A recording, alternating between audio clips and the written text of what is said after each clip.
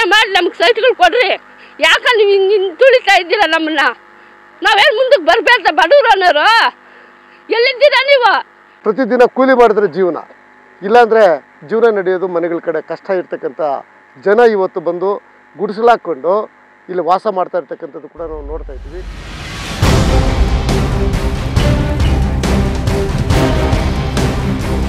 ಚಿಕ್ಕಬಳ್ಳಾಪುರ ತಾಲೂಕಿನ ಮುದ್ದೇನಹಳ್ಳಿ ಗ್ರಾಮ ಪಂಚಾಯಿತಿ ವ್ಯಾಪ್ತಿಯ ಕಳವಾರ, ಮೈಲಪ್ಪನಹಳ್ಳಿ, ಬಚ್ಚಹಳ್ಳಿ ಗ್ರಾಮಗಳಿಗೆ ಸೇರಿದ ಬಡವರು ನಿವೇಶನ ಇಲ್ಲದೆ ಕೂಲಿ ನಾಲಿ ಕೆಲಸ ಮಾಡಿಕೊಂಡು ಜೀವನ ನಡೆಸ್ಕೊಂಡಿದ್ರು.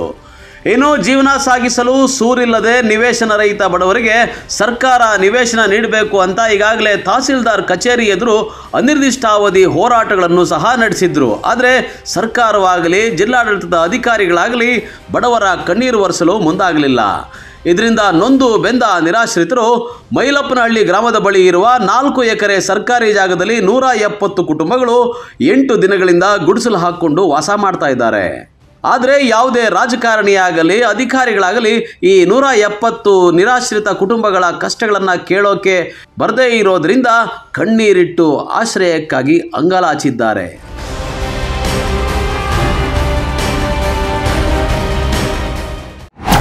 ಊರು ಬಂದು ಮೈಲಪ್ಪನಹಳ್ಳಿ. ನನ್ನ ಹೆಸರು ಶಾರದಮ್ಮ. ನಾವು ನನ್ನ ಮದುವೆಯಾಗಿ 40 ವರ್ಷ ಆಯಿತು. ಇವತ್ತಿಗೆ ನಮ್ಗೆ ಸ್ವಂತ ಮನೆ ಇಲ್ಲ. ಇಲ್ಲಿ ಮುದ್ದೇನಹಳ್ಳಿ ಗ್ರಾಮ ಪಂಚಾಯತಿ ದೊಡ್ಡದಾಗಿ ಇಂಪ್ರೂವ್ ಆಯಿತು.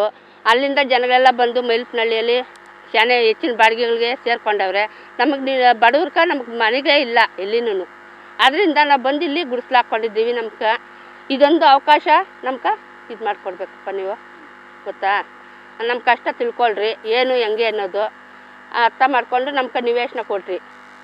ಎಷ್ಟು ದಿನ ಆದರೂ ನಾವು ಈ ಬಾಡಿಗೆ ಮನೆಗಳಿಗೆ ಕೂಲಿ ನಾಲಿ ಮಾಡಿಕೊಂಡು ಬಾಡಿಗೆಗಳು ಕಟ್ಕೊಂಡು ಇರೋಕ್ಕಾಗಲ್ಲ. ನಮಗೂ ಸ್ವಂತ ಜಮೀನು ಅನ್ನೋದು ಬೇಕು, ಮನೆ ಅನ್ನೋದು. ಬಂದಿದ್ದೀವಿ ನಾವು ಗುಡಿಸ್ಲು ಹಾಕ್ಕೊಂಡು. ಇಲ್ಲೇ ಸಾಯ್ತೀವೋ ಇಲ್ಲೇ ಬೇಯ್ತೀವೋ ಅದು ನಮಗೆ ಸೇರೋದು. ನಮಗೆ ಬೇಕು ಭೂಮಿ ಅಷ್ಟೇ. ನಮಗೆ ಶಾನೆ ಕಷ್ಟ ಆಗೈತಪ್ಪ. ನಮ್ಗೆ ಮಕ್ಕಳನ್ನ ಓದಿಸೋದು ಕಷ್ಟನೇ. ನನಗೆ 3 ಗಂಡು ಮಕ್ಕಳು, ಒಬ್ಬನು ಆಕ್ಸಿಡೆಂಟಾಗಿ ಸತ್ತೋದ್ನು, ಇನ್ನಿಬ್ಬರು ಅವ್ರೆ. 2 ಮಕ್ಕಳಿಗೂ ನಾನು ಮನೆ ಮಾಡಿದ್ಮೇಲೆ ಇನ್ನೇನಕ್ಕಪ್ಪ ನಾನು 40 ವರ್ಷ ಆಗ ಇವ್ರನ್ನಾಗ ಬಂದಮೇಲೆ ನಂಗೆ ಮನೆ ಬೇಡ, ಬಾಗಿಲು ಬೇಡ. ಯಾವಾಗೂ ನಾನು ಕೂಲಿ ಮಾಡಿ ಬಾಡಿಗೆ ಕಟ್ಕೊಂಡೆ ನನ್ನ ಜೀವಿತ ಎಲ್ಲ ಕಳ್ಕೊಂಬಿಡ್ಬೇಕ ನಾನು? ಹೇಳ್ರಿ ನೀವೇನೇನೆ. ನಾನು ಹಾಲನ್ನು ಉಂಡಂಥ ಪುಣ್ಯಾತ್ಮರು ನಮ್ಮನ್ನು ನೋಡಿ ಕನ್ಕರ್ಣೆ ಮಾಡಿ ನಮ್ಗೆ ಸೈಟ್ಗಳು ಕೊಡ್ರಿ. ಯಾಕೆ ನೀವು ಹಿಂಗೆ ತುಳಿತಾ ಇದ್ದೀರ ನಮ್ಮನ್ನ? ನಾವೇನು ಮುಂದಕ್ಕೆ ಬರಬೇಕ ಬಡವರು ಅನ್ನೋರು? ಎಲ್ಲಿದ್ದೀರಾ ನೀವು?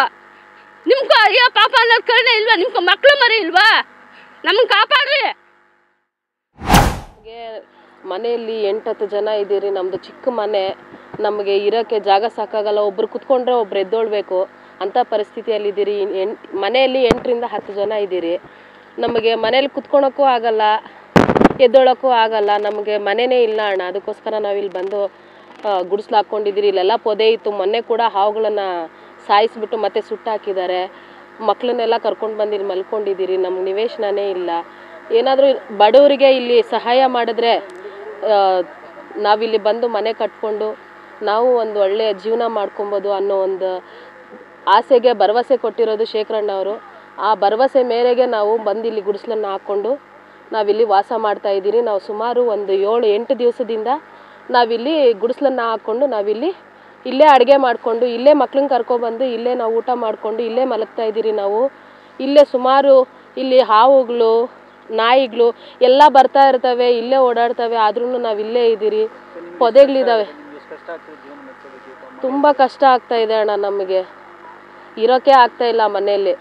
ತುಂಬ ಅಂದರೆ ಕಷ್ಟ. ಮಕ್ಕಳು, ಅತ್ತೆ, ಮಾವ, ಗಂಡ ಎಲ್ಲ ಹೆಂಗೆ ವಾಸ ಮಾಡಬೇಕು ಅನ್ನೋದೇ ಗೊತ್ತಾಗ್ತಾ ಇಲ್ಲ ನಮಗೆ. ಏನೋ ದಯಮಾಡಿ ತಾವುಗಳೆಲ್ಲ ಸಹಾಯದಿಂದ ನಮಗೆ ಗುಡಿಸ್ಲನ್ನು ಒಂದು ಸೈಟನ್ನು ಕೊಟ್ಟರೆ ನಾವು ಮನೆ ಕಟ್ಕೊಬೋದು ಅಂತ ನಾವು ಅಂದ್ಕೊಂಡಿದ್ದೀವಿ. ಇನ್ನು ಮೈಲಪ್ಪನಹಳ್ಳಿ ಗ್ರಾಮದ ಬಳಿ 170 ನಿರಾಶ್ರಿತ ಕುಟುಂಬಗಳು ನಿವೇಶನಕ್ಕಾಗಿ ಸರ್ಕಾರಿ ಜಾಗದಲ್ಲಿ ಗುಡಿಸಲು ಹಾಕಿಕೊಂಡಿದ್ದು, ಅವರ ಪರ ಧ್ವನಿ ಎತ್ತಿರುವ ಚಿಕ್ಕಬಳ್ಳಾಪುರ ಜಿಲ್ಲಾ ಗಡಿನಾಡು ರೈತ ಸಂಘ ಹಾಗೂ ದಲಿತ ಸಂಘರ್ಷ ಸಮಿತಿ ಖಾಲಿ ನಿವೇಶನ ರಹಿತ ಕುಟುಂಬದವರಿಗೆ ಬೆಂಬಲ ಸೂಚಿಸಿ ಬಡವರ ಪರ ನಿಂತಿದ್ದಾರೆ. ಸತತ 8 ದಿನಗಳಿಂದ ಸರ್ಕಾರಿ ಜಾಗದಲ್ಲಿ ಪೆಂಡಾಲ್ ಹಾಕಿ ಅಂಬೇಡ್ಕರ್ ಕುರಿತಾದ ಗೀತೆಗಳನ್ನು ಹಾಡಿ ನ್ಯಾಯಕ್ಕಾಗಿ ಹೋರಾಟ ನಡೆಸ್ತಾ ಇದ್ದಾರೆ. ಆದರೆ ಇವರ ಹೋರಾಟಕ್ಕೆ ಕಿವಿ ಕೊಡದ ಅಧಿಕಾರಿಗಳಿಗೆ ಧಿಕ್ಕಾರ ಕೂಗಿದ್ದು, ನಿವೇಶನ ರಹಿತ ನಿರಾಶ್ರಿತರಿಗೆ ಸರ್ಕಾರ ನಿವೇಶನ ನೀಡುವವರೆಗೂ ಹೋರಾಟ ನಡೆಸೋದಾಗಿ ಎಚ್ಚರಿಕೆ ನೀಡಿದ್ದಾರೆ.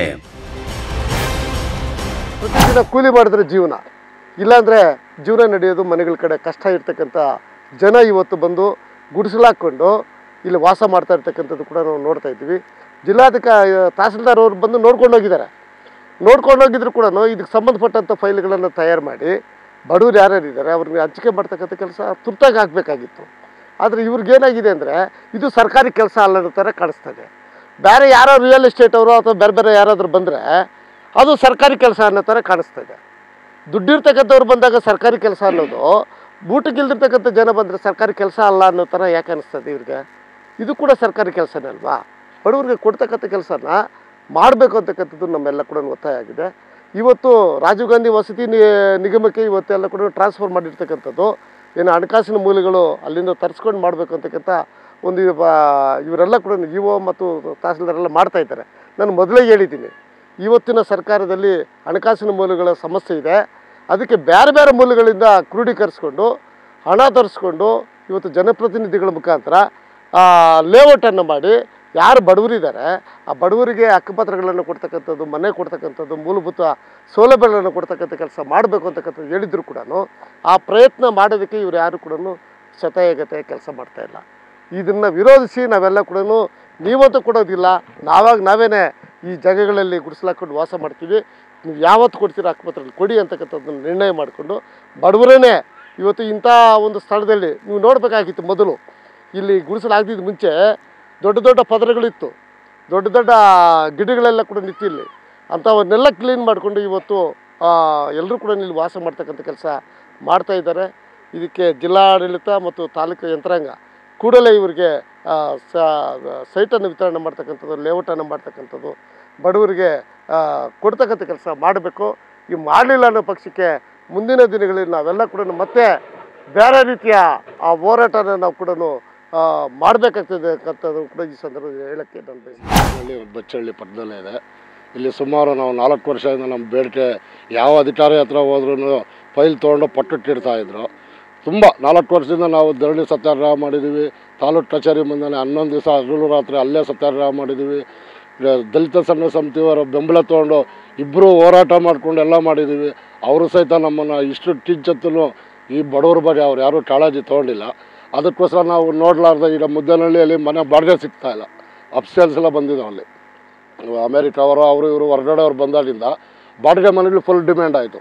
3 ತಿಂಗಳು ಡಿಮ್ಯಾಂಡ್ ಮಾಡಿದ್ರು. ಬಾಡಿಗೆ ಮನೆಗಳಲ್ಲಿ ಇದ್ದವರು ಇವಾಗ 8,000 ರೂಪಾಯಿ ಮಾಡಿದ್ದಾರೆ. 1,500 ರೂಪಾಯಿ ಬಾಡಿಗೆ ಕಟ್ತಾ ಇದ್ದರು.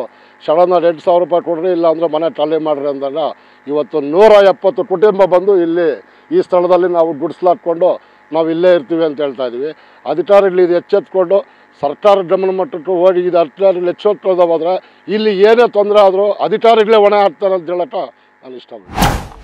ಒಟ್ಟಾರೆ ಸರ್ಕಾರ ಬಡವರ ಸರ್ಕಾರ ಅಂತ ಬೊಬ್ಬೆ ಹೊಡೆಯುವ ಜನಪ್ರತಿನಿಧಿಗಳು ಇಲ್ಲಿನ ಬಡವರ ಗೋಳನ್ನು ಕೇಳದಂತಾಗಿದ್ದು, ಇನ್ನಾದರೂ ಸಂಬಂಧಪಟ್ಟ ಜನಪ್ರತಿನಿಧಿಗಳು ಹಾಗೂ ಅಧಿಕಾರಿಗಳು ಇತ್ತ ಗಮನ ಹರಿಸಿ ಸಮಸ್ಯೆ ಬಗೆಹರಿಸಲು ಕ್ರಮ ಕೈಗೊಳ್ತಾರಾ?